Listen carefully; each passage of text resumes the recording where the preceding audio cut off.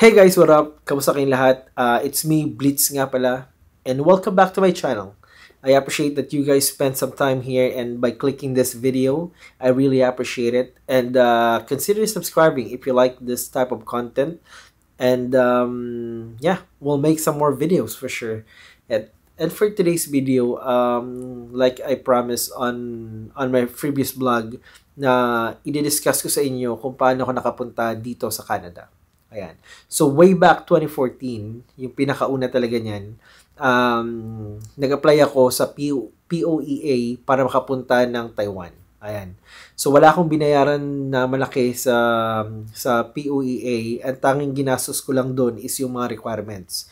Pero as far as I could remember, umabot pa rin ng mga somewhere between 20,000 to 25,000 pesos yung nagastos ko sa lahat ng aking mga requirements.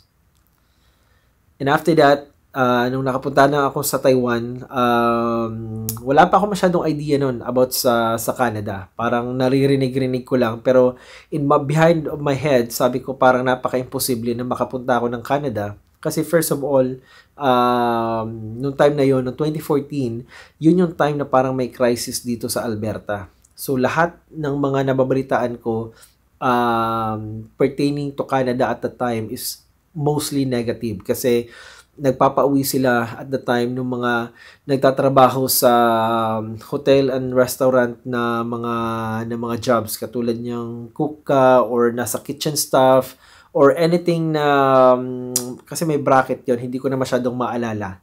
Basta nagpapauwi sila at the time. So yung mga natira lang ata talaga sa Alberta at the time is yung mga skilled worker lang talaga. Ayan.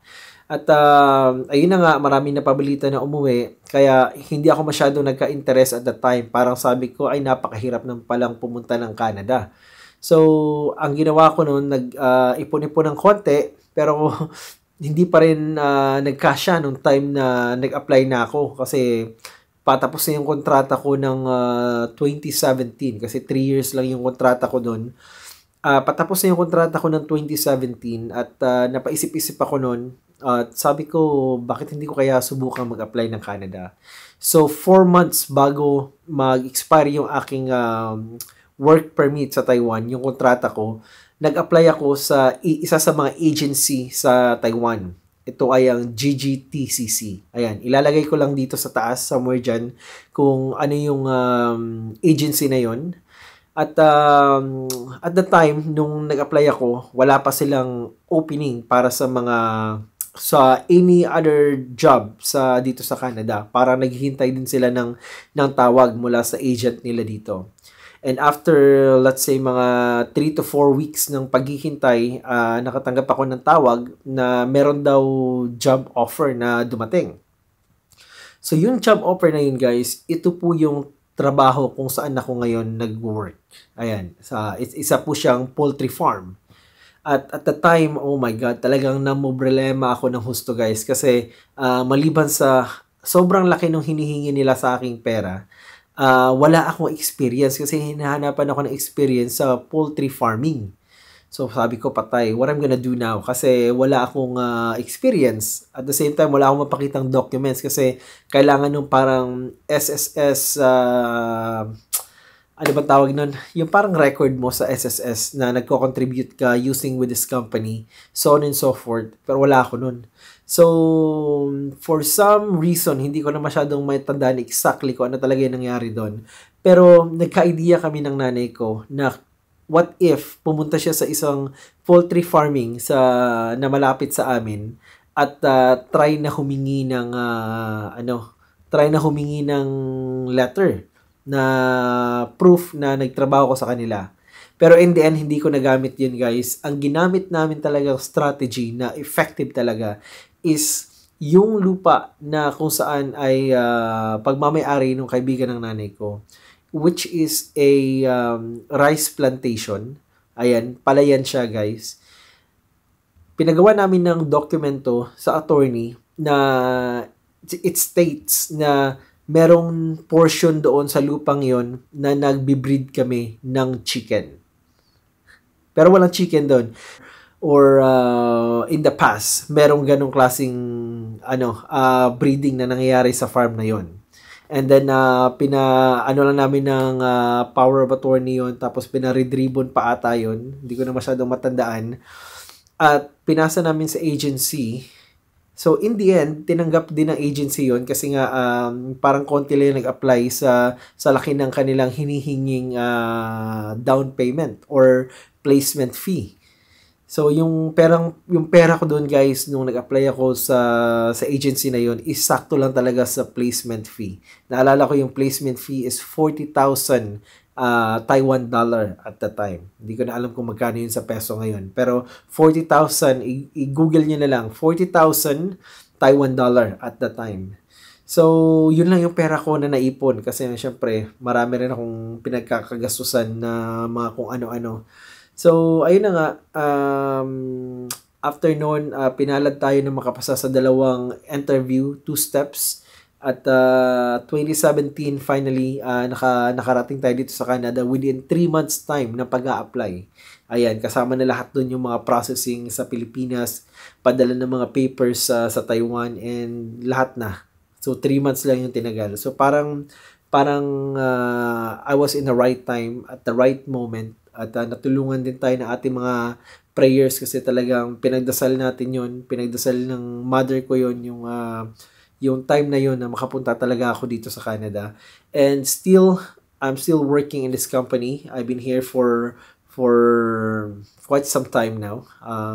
Kaya na bahalang mag-calculate. I've been here from 2017. So, yun yung ginawa ko. Hindi ako nag-international student kasi first of all, malaki yung bayad doon. At lahat ng after nung down payment na binigay ko, lahat nun inutang ko lang. So, I worked my ass off for over a year para lang mabayaran yung mga utang na yon. At finally, nabayaran na natin lahat yon. Medyo matagal-tagal na, pero I wanna just say thank you dun sa mga tao na tumulong sa akin. If you guys seeing this video, I wanna say thank you to you guys kasi kung hindi dahil sa inyo, I wouldn't be here right now.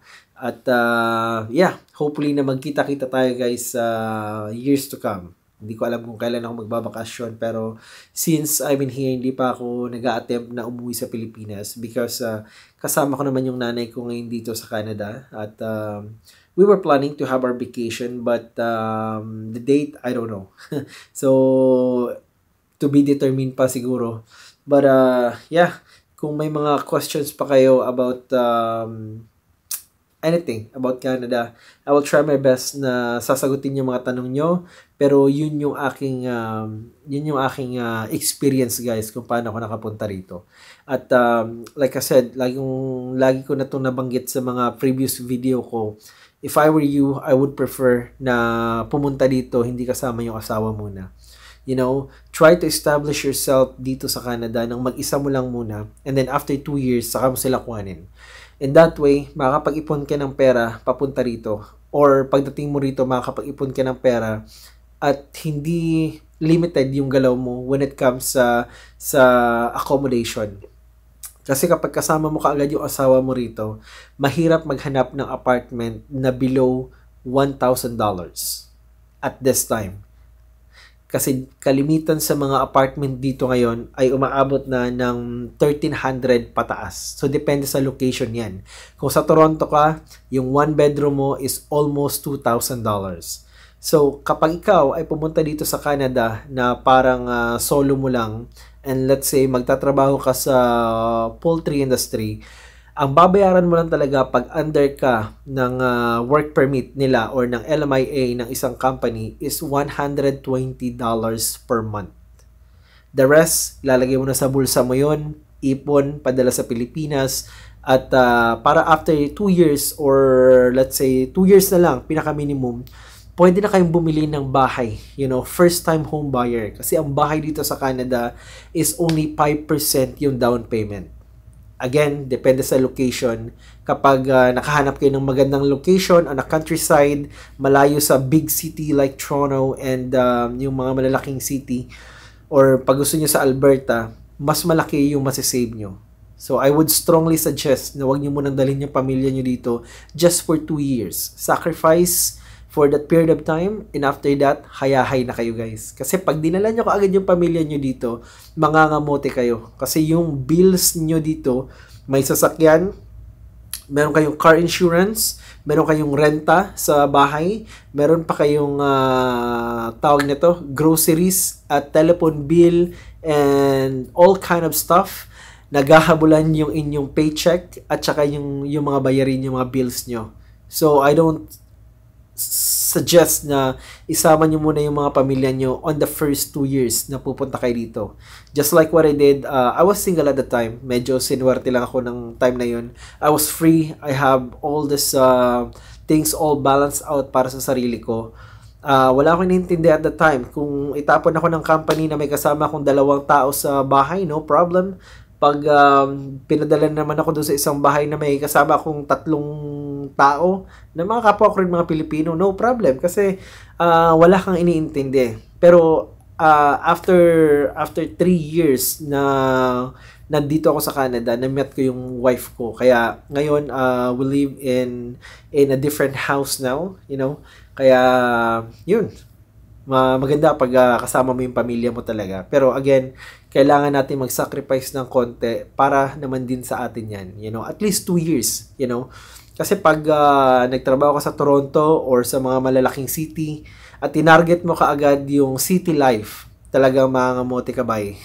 Mahihirapan ka pare. Kaya talagang pag-isipan mo yan. Kapag merong opening ng mga farms sa mga countryside, I would suggest na i-grab mo yung opportunity na yun kasi yung renta mo is $120 lang. Basically, $30 per week yung binabayaran mo. Magkano yung i-incomein mo sa per week?